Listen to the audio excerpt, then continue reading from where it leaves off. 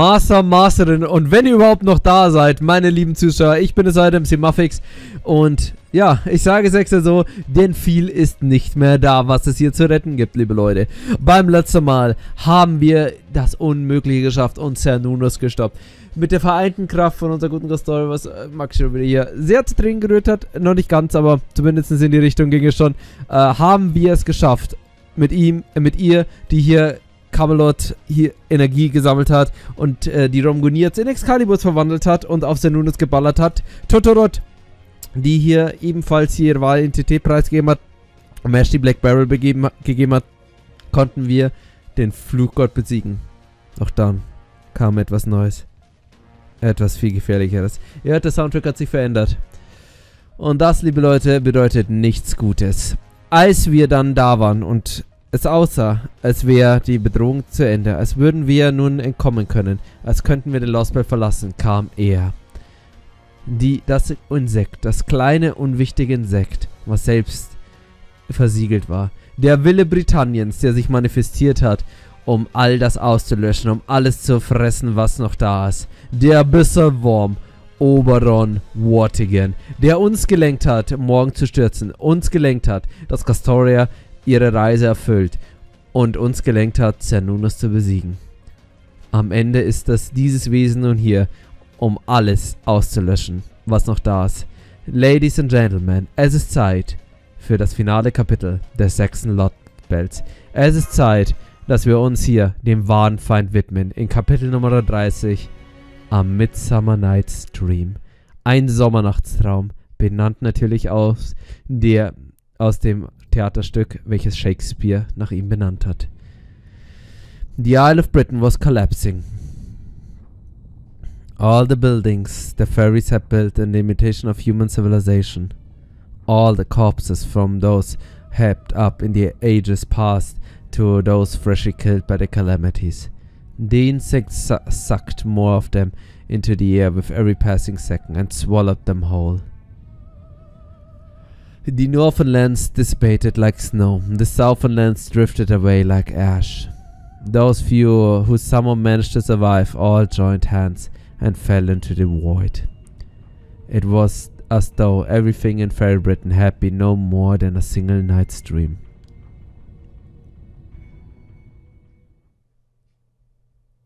Und nun kommt die nächste Apokalypse. As the candidate feathered on a 7th production pattern. It doesn't match any of the 7 main classes, or even any of the extra ones. I've never seen anything like this class before. What is that thing, Holmes? I can only confirm that its class is unknown. There are those who serve as inspiration to others and usher in the new ages by doing good deeds, heroes. And there are those who help good things come about by serving a necessary obstacle, anti-heroes, the counter to heroes. Among those, there were doubtless some anti-heroes who accomplished great feats through treachery. An impostor, no, someone who achieved greater power and feats than even one who is genuine by deceiving others about the nature of their very soul. Such an anti-hero would not be an avenger or a ruler, nor would they be an entity from the outer zone or a distinct separate personality within a person. Foreigners und natürlich alter egos. No, they would be a pretender, a rogue spirit, merit and falsehood who fights entire worlds rather than people or beasts. Indeed, I can think of no other better name for Oberon. Come the hell on! What is going on here? The boy won. Caroline came through with flying colors. I know it may not be possible for our world to coexist with this Lostbelt, but we never wanted to destroy it. We saved Britain, damn it! So, why is this happening? Answer me, Holmes. What in the world is that monster? I suspect it's the conceptual of emptiness. It may seem like a living creature, but it has no muscles, no bones, and no organs. What appears to be its mouth is actually a hole. Though it appears to be sucking up the ground, in truth, the ground is falling up toward it. Imagine a bathtub filled with water. Now imagine that our world is the wet water, and a creature is the rain. What happened to the water in the bath once the plug is removed from the drain? Well, the water's right, so it just make a little whirlpool and swirl down the drain. Wait, you're saying that thing isn't sucking everything up, but... Indeed, we are rather the very space we inhabit is falling towards it. Even if we were able to escape our present location, it would achieve nothing. Now that the plug has been removed, everything on the planet is going to fall into that hole. The very empty epitome of a pitfall. I simply never imagined there could be a hole in the entire world could fall into.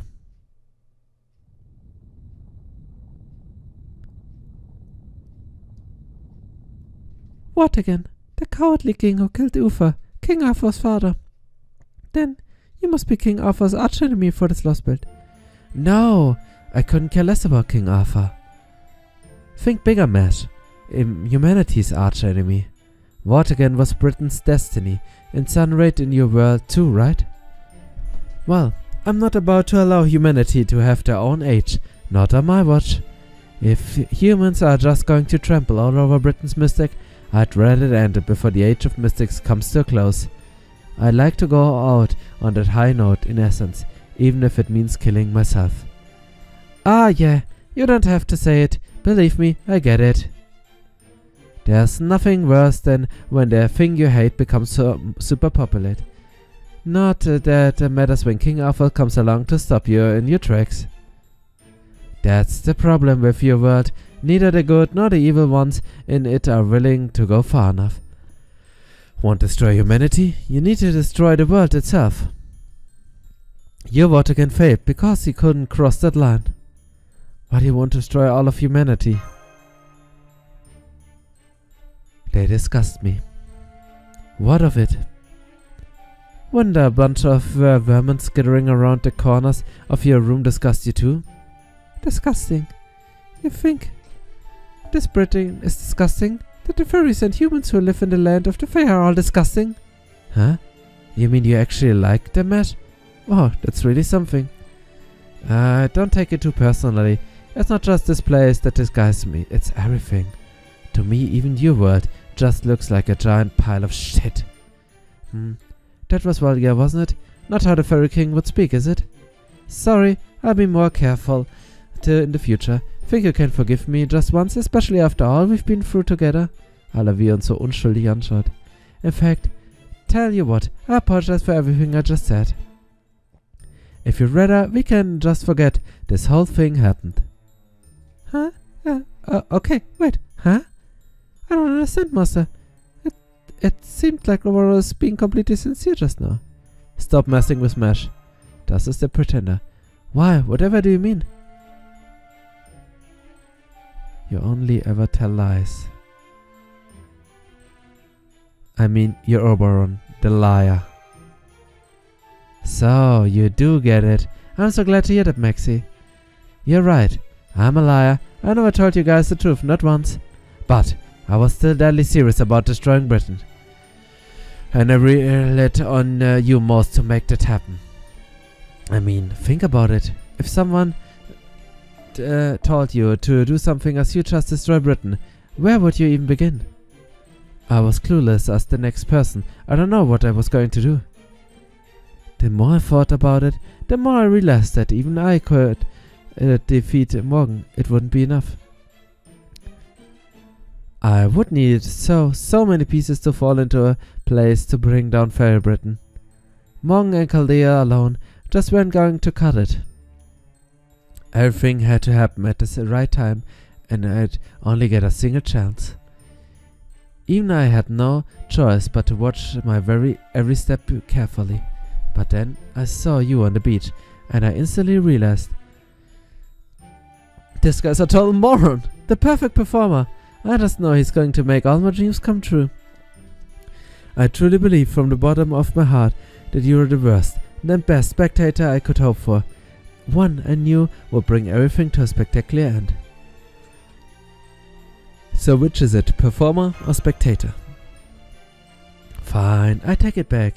You're a nitpicky critic, happy now? Anyway, my intuition is right. You lived up to my expectations and then some.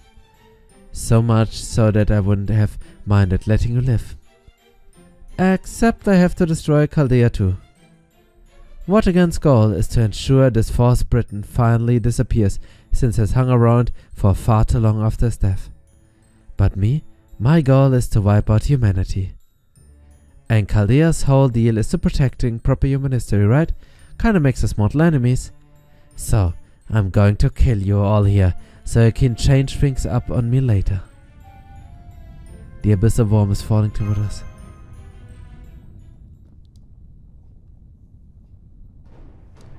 What the hell? I can't put the distance between us and that, no matter how hard I push it.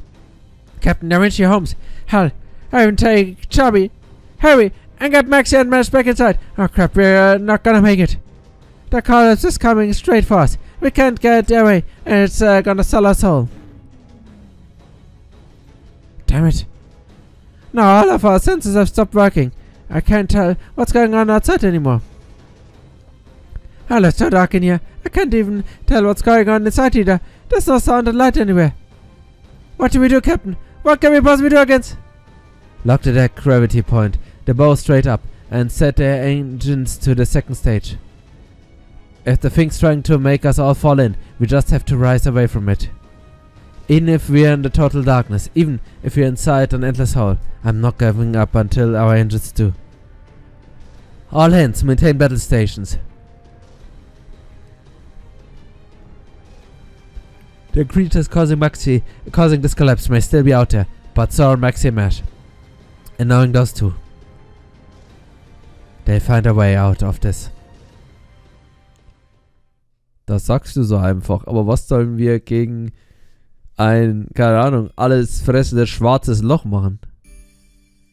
Oh, das ist eine gute Karte. Wir hatten schon so viele Maps hier in Fail Britain.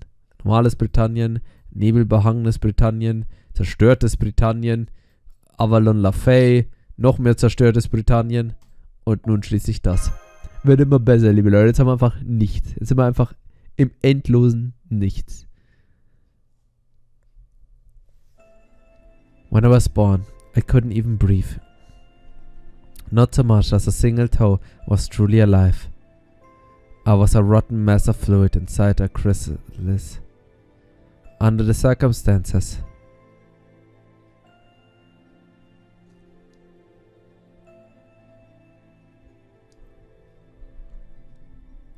kamen die kleinen Feen aus dem Welsh Forest.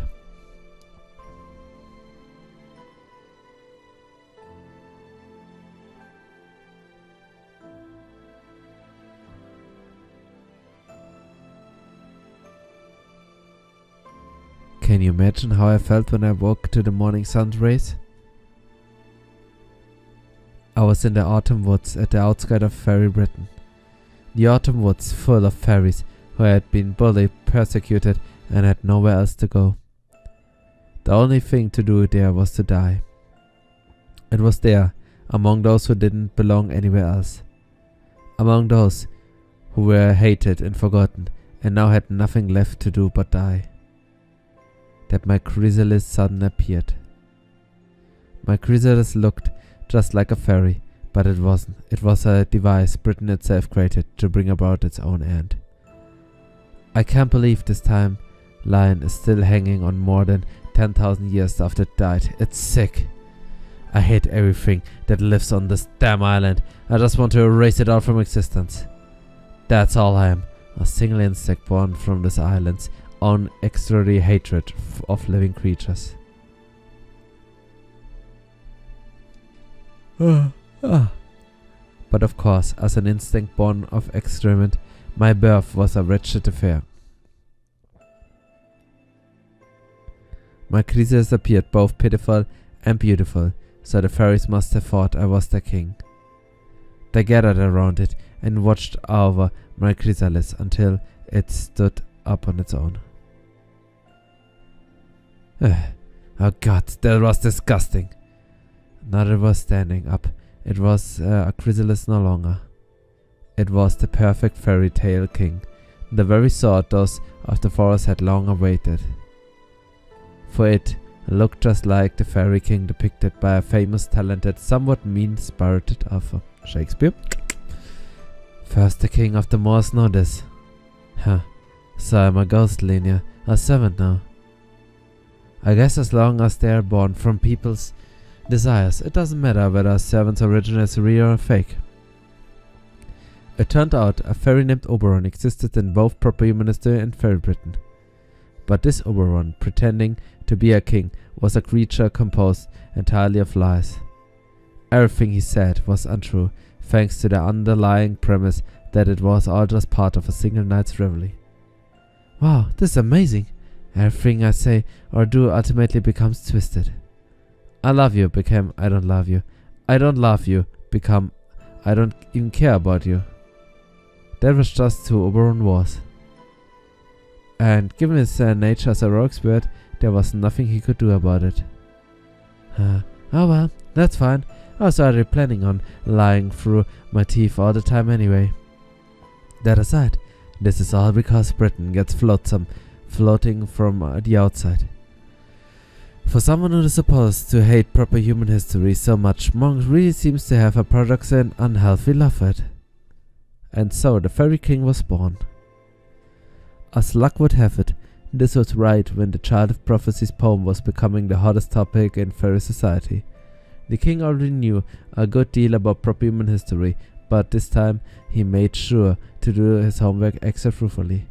He knew the story of King Arthur, whom Morgan was wary of. So he decided he would make use of the Fairy of Paradise, the Avalon le Fae, who had appeared somewhere in Britain. Also krass, man, davor wurde erst der Mooskönig, der vom Barges hier geschlagen wurde, hier beschworen. When I was born, I couldn't even breathe. Not so much as a single toe was truly alive. I was a rotten mess of fluid inside a chrysalis, and from inside out it...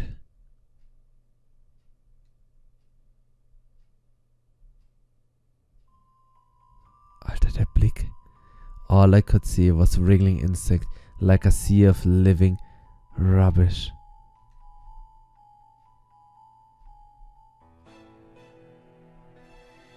Oberon was born from Britain's death throes. Oberon didn't love any of the island's creatures. His only thought upon being informed that his duty to destroy Fairy Britain in accordance with the island's one wish was, isn't there anyone else who could do it? Oh well, now that I've been born, I guess I have no choice. Damn it, my body still won't move. Every breath I take feels like it's going to kill me. Just moving my toes makes me feel like I'm going to jump out of my skin. And the worst part is, just being alive makes me sick. As a chrysalis, Oberon could not close his eyes. And that is why he could not look away from them. Wriggling. For half a year, all Oberon could do was stare as they wriggled away in front of him.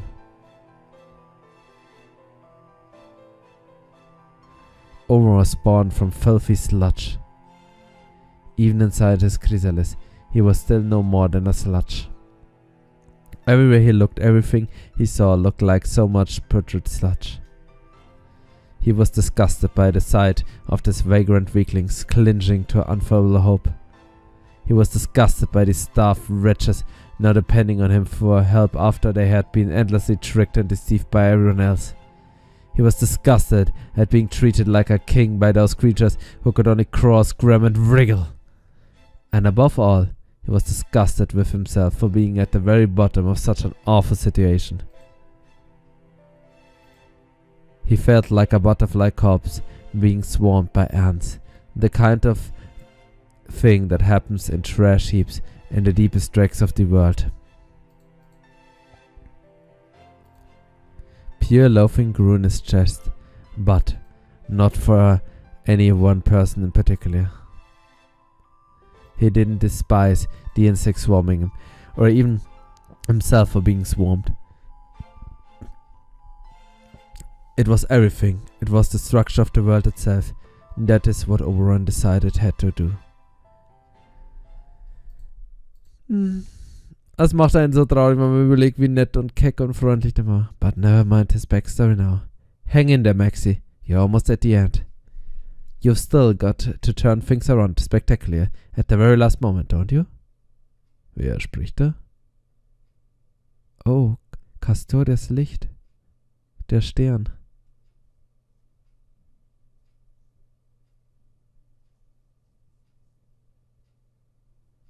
That star.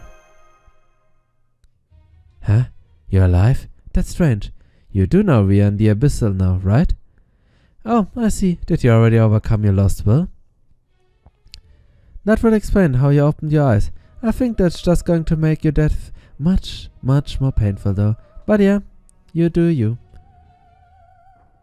Where's Mash? Why? She's sleeping right next to you, silly. She may as well not be here though. She's not waking up.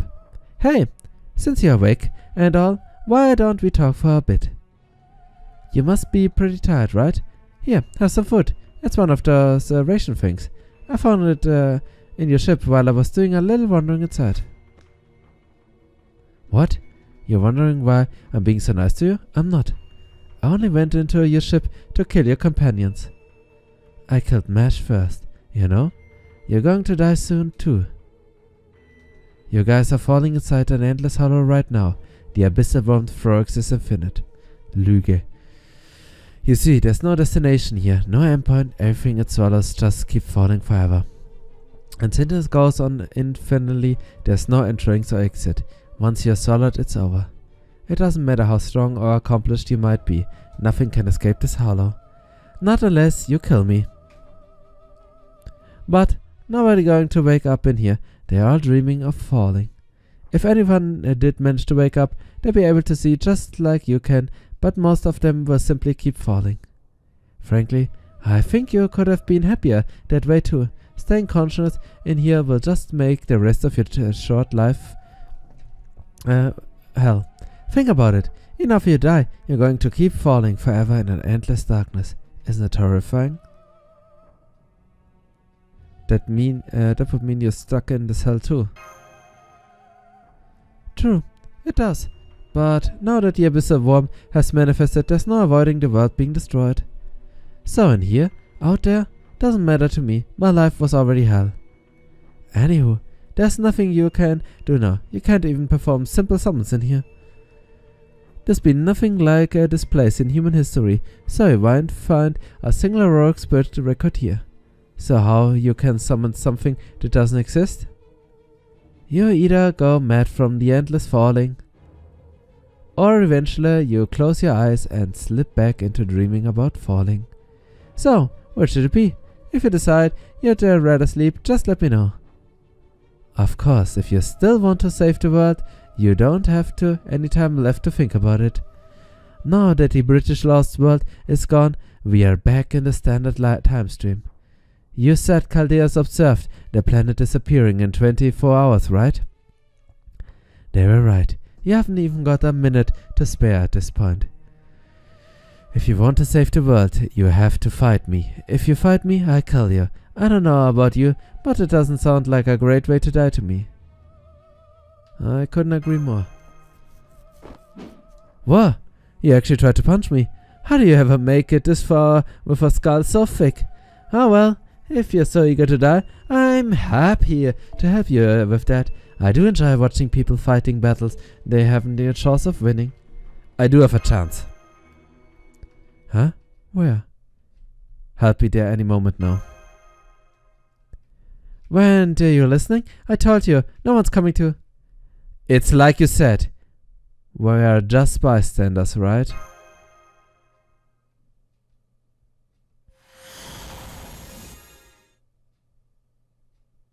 Costa, to me! Nein!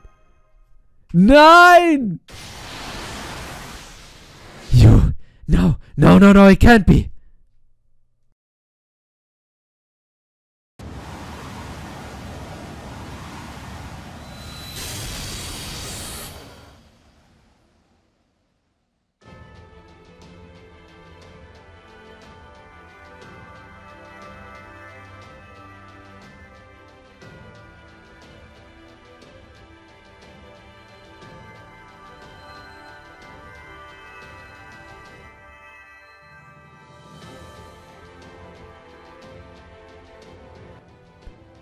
Die Avalon le Fae.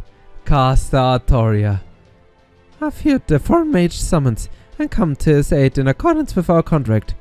If this battle is not to punish Britain, but to save the world, then I will cross even the ends of time to deliver a sword into his hands.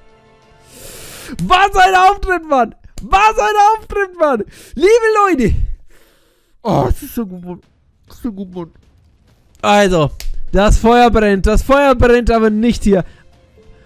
Es ist nicht Britannias-Wind, es ist unsere Überzeugung. Und beim nächsten Mal, Ladies and Gentlemen, ist es endlich Zeit, das zu einem Ende zu bringen.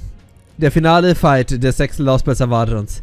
Und wir machen jetzt einen kleinen Cut. Und beim nächsten Mal legen wir dann los und beenden diesen Traum. Bis zum nächsten Mal, auf Wiedersehen, ciao.